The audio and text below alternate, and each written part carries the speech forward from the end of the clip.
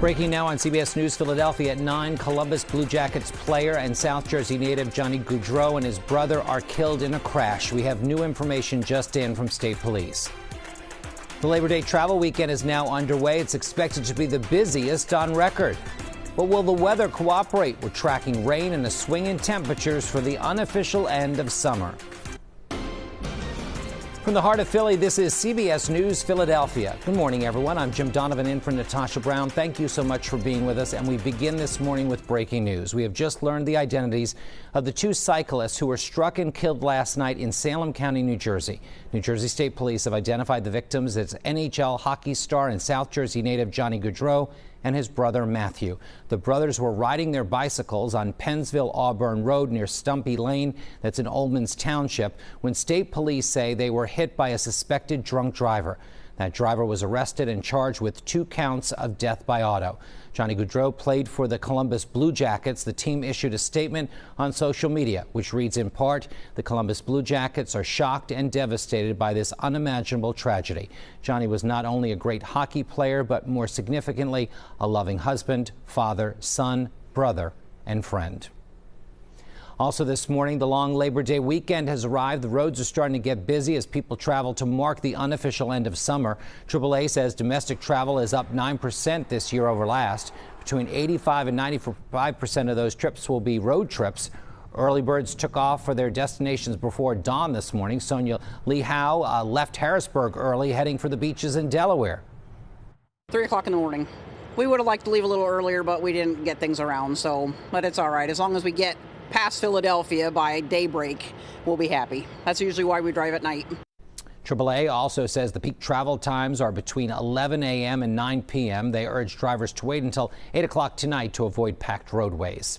Lower gas prices will help keep the sting out of any traffic jams. In the Philadelphia 5-county region, gas is at an average of $3.39 a gallon. In South Jersey, it's $3.16 a gallon. Delaware, it's $3.15. That is below the national average of $3.35. Today is also expected to be the busiest day of the holiday weekend at airports across the country. TSA expects nearly 3 million passengers today. At Philly International, more than 800,000 travelers are expected to go through security through Tuesday. That's almost 25% more than last year. A few things to keep in mind. Check the TSA rules for carry-ons and check your airline's app for cancellations and delays. Well, it's popular to celebrate down the shore, but the weather is a little unsettled for the holiday weekend. We have several chances of rain, but it won't be a washout. Meteorologist Grant Gilmore is in for Kate Bilo. He's in our virtual studio with your next weather forecast. Hey, Grant. Hey, Jim. Yes, the forecast, when you look at it, just a quick glance, you'll say, oh, it looks like it's going to be a rainy Labor Day weekend. I promise you it will not be. We'll just have to dodge an occasional shower. Just like we did last night, most of the rain's already clearing out. So while the forecast for today looks a little gloomy, it's not bad. It is cooler than normal, though. Down the shore, highs around 74, 63 degrees in the Poconos. We'll warm you up a bit tomorrow with partly cloudy to mostly cloudy skies. Temperatures near 78 down the shore, 72 in the mountains. You head into Sunday, we'll have to watch for an occasional shower or storm with a cold front that moves through Saturday night into Sunday. A secondary front will sweep through. It gets out of the rain out of here. It gets us back to sunshine on Monday with highs near 77. Labor Day up in the Poconos is going to be beautiful, though crisp, with high temperatures in the mid and upper 60s. Quick check on temperatures. Speaking of 60s across the area, we're actually in the mid and upper 60s down the shore. In fact, some of the places right around 70 degrees, but most of the region is in the upper 60s right now. I've got 68 degrees still in Philadelphia with all this cloud cover overhead. It will take a little while to warm those temperatures up.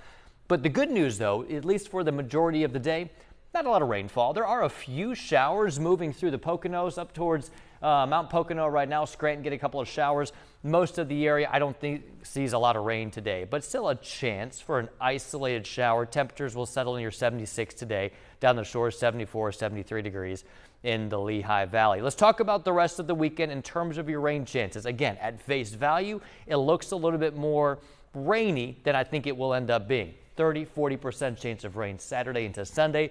Those are overnight showers and storms. I've got the latest run of a forecast model to help you time out your weekend. We'll have that in about 10 minutes. Jim, back to you. Thank you, Grant. Appreciate it. Developing right now, police in Upper Darby are still searching for two men after a carjacking involving a father and his children. This happened on the 7100 block of Westchester Pike yesterday afternoon. Police say the two suspects came up to the car with the father and his two kids inside. A scuffle ensued. A 5-year-old child got out of the vehicle while a 2-month-old was still in the car. Police found the car after it was ditched about 3 blocks away. The baby was not harmed. Male puts it in drive and takes off. As he's driving away west on Westchester Pike, we believe he fires one round from inside the car. That round, that projectile, ends up in a bus that's traveling eastbound on Westchester Pike. Pleading with the two of you, turn yourself in. We know who you are, and we're asking you to turn yourself in. Police executed a search warrant at a house for the suspects. Investigators say they didn't find the men, but detectives stayed and searched the house for evidence after they received tips that one of the suspects lived there. Less than an hour, convicted killer Danilo Cavalcanti will appear in court for a plea hearing on escape charges. Cavalcanti, you may recall, crab walked up a prison wall and escaped nearly 1 year ago. That led to a 2-week-long manhunt that left people in Chester County on edge. Cavalcanti is already serving a life sentence for killing his ex-girlfriend. We'll be in the courtroom later today. You can look for updates on our website and on our streaming channel. Later this morning, Philadelphia officials will announce their plans to make bike lanes safer. Mayor Sherrell Parker will join with the Bicycle Coalition of Greater Philadelphia to give updates on safety improvements and options for upgrades to the Spruce Pine corridor in Center City. Cyclists have been pleading with the city leaders to do more to protect riders. In campaign 2024, Vice President Kamala Harris and running mate Tim Walz sit down for their first joint interview since clinching the Democratic nomination. Meanwhile, former President Donald Trump will be campaigning in western Pennsylvania today. CBS News correspondent Jared Hill has the latest. From the campaign trail in Georgia to the hot seat, my values have not changed. Vice President Kamala Harris and Governor Tim Walz, in their first in-depth interview since officially clinching the Democratic nomination, spoke to CNN about her top priorities. Day one, it's going to be about, one, implementing my plan for what I call an opportunity economy. And clarified why she's changed her position on some policies she backed during her first run in 2019, like decriminalizing the southern border. I believe there should be consequence. We have laws. Meanwhile, Walz took on scrutiny over his military service. My record has been out there for over 40 years to speak for itself. Former President Donald Trump called the interview boring on social media after he unveiled a new campaign promise while stumping in Wisconsin and Michigan. Your insurance company will be mandated to pay for all costs associated with IVF treatment. Trump making news of his own with NBC, criticizing Florida's 6-week abortion ban, appearing to support a November ballot measure to expand access. I think the 6-week is too short. His campaign later clarifying he hasn't yet said how he'll vote.